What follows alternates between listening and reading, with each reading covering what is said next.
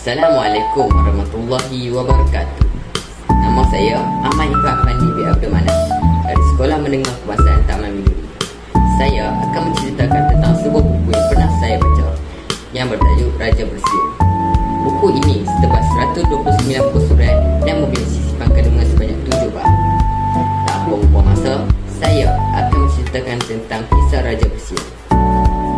Pada suatu hari, Raja berasa lapar, lalu menyuruh tukang masak memasakkan hidangan untuknya. Ketika tukang masak menyediakan makanan untuk Raja, tiba-tiba jaringnya terpotong. Secara tidak sengaja, darah menitik ke dalam hidangan Raja. Kerana takut Raja marah kerana lapar, dia tak menghidangkan makanan tersebut. Raja makan dengan penuh selera. Selepas makan, Raja memuji-muji masakan tukang masak.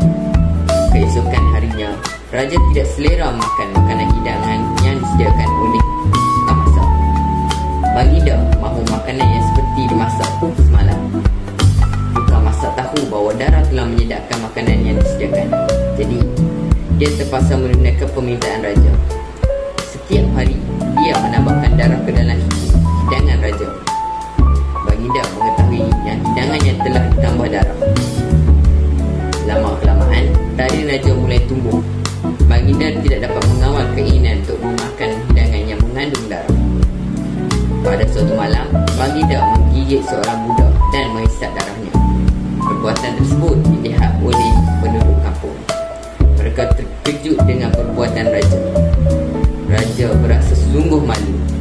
Baginda terus melarikan diri ke dalam hutan. Sejak itu, Raja tidak pulang lagi ke istana. Pengajaran yang dapat kita ambil ialah nafsu yang tidak dikawal akan membawa kemusnahan. Jadi, kita hendaklah mengawal nafsu agar tidak membawa masalah kepada banyak pihak. Itu saja dari saya. Sekian. Terima kasih.